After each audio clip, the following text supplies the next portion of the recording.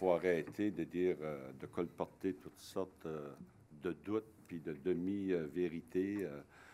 Vous savez très bien que, ce qui concerne le centre-ville, il y a eu une consultation populaire qui s'est faite, plusieurs rencontres au cabaret-théâtre, on est allé dans les secteurs, on est allé du côté Est, on est allé à la Katy. En tout cas, il y a eu plusieurs rencontres de consultation qui ont été faites, et de là, ça conduit à un plan de réaménagement du centre-ville qui est très loin d'être improvisé. Ça semble être un mot qui est dans le vocabulaire restreint de M. Laplante.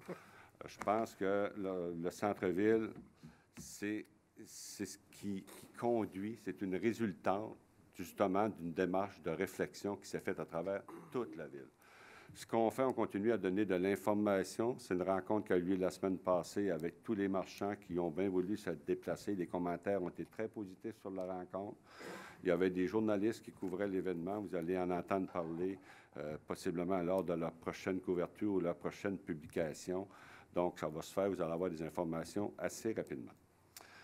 En ce qui concerne la vertu, lorsqu'on fait un règlement, que ce soit de zonage ou une réglementation, volontairement, on met des normes plus exigeantes. Volontairement. Des normes très exigeantes, des normes très élevées qui nous permettent de discuter avec les entrepreneurs, avec les gens pour justement avoir un projet qui va être justement dans une vision de développement de la ville. Et parfois même, on va plus loin que ça, comme c'est le cas sur Douglas. On fait un plan d'implantation et d'intégration architecturale. Ça veut dire il n'y a pas le moindre pouce carré où tu vas mettre un coup de pinceau qu'on ne sera pas d'accord. Le conseil de ville ne sera pas d'accord. On n'est pas obligé de faire ça. On fait ça pour obliger la discussion et pour avoir des normes qui vont correspondre aux attentes les plus relevées possibles. On doit tenir compte d'un paquet de facteurs, que ce soit le secteur, que ce soit l'esthétisme, que ce soit l'investissement commercial, un paquet de facteurs qui rentrent en considération. C'est pour ça que c'est fait. Donc, il ne faut pas s'étonner qu'il y ait des dérogations mineures. On en a toutes les assemblées du Conseil à raison de 7, 8, 10 par séance du Conseil. C'est des choses qui font partie d'une administration municipale courante. Et à chaque fois qu'une entreprise s'implante, on aime avoir des normes plus restrictives. Parce que sinon, on est obligé de dire, des fois, lorsqu'on est en désaccord, mais le zonage le permet. Ouais. Nous avons entendu dire ça des fois où on se serait dit, bon, on le refuserait, ce projet-là, parce qu'on ne l'aime pas, mais le zonage le permet. Ah, mais pourquoi vous n'avez pas mis un norme plus sévère? Oui, mais ça se peut qu'il en échappe un de temps en temps. Alors, on préfère mettre les normes plus sévères.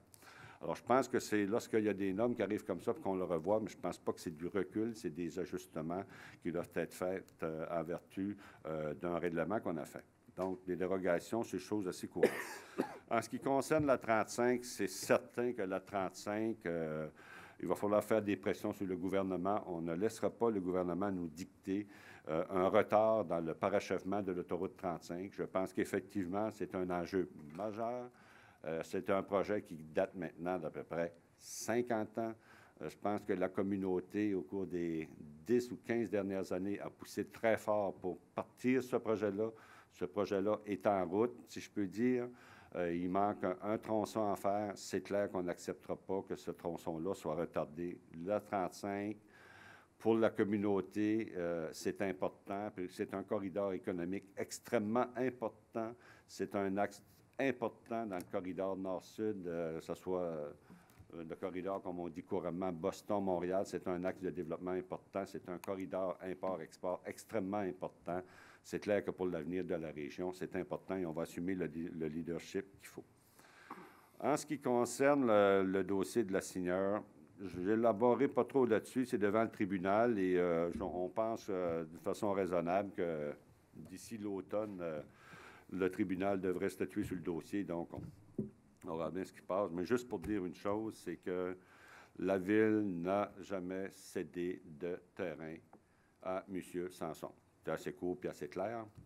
Donc, les terrains qu'on parle, qui sont mis en cause, appartiennent toujours à la Ville de Saint-Jean-sur-Richelieu. OK? Donc, c'est clair là-dessus. Ensuite de ça, bien sûr, il faut féliciter l'initiative, entre autres, du service de transport en commun d'avoir mis effectivement en application une promesse, comme on en a parlé déjà il y a près d'1 an, un bus à 2 étages. Alors, c'est une première au Québec, en tout cas. Et je pense que ça va être intéressant à suivre. Alors, l'autobus présentement est en rodage. Alors, avis aux intéressés, si vous pouvez trouver la bête qui circule quelque part, vous pourrez en prendre une photo pour publication. Alors, présentement, est en rodage, mais je pense que lorsqu'on va arriver au terminus à Montréal avec cet autobus-là, ça va être assez impressionnant, merci. Bon, alors il a fallu prendre un véhicule, je pense, à l'extérieur, comme l'a dit M. Paradis, parce qu'à cause de la hauteur, on n'a pas pu, malheureusement, malgré tous les efforts au Québec, arriver à avoir un véhicule qui allait franchir les portes du mille La Gauchetière, malheureusement. Donc, c'est un beau projet. Alors, je pense qu'il faut qu'on parle de nos bons coups également. Je pense que c'est un coup assez exceptionnel là, de pouvoir mettre une initiative très intéressante et qui est porteuse d'avenir pour la ville de Saint-Jean et bien sûr tous les gens qui prennent le transport en commun et qui participent justement à défrayer le coût du transport en commun. Alors, je vous remercie tous. Alors, je vous remercie d'avoir été là. Passez une excellente fin de soirée et la prochaine assemblée est, là, je pense, le lundi 4 mars.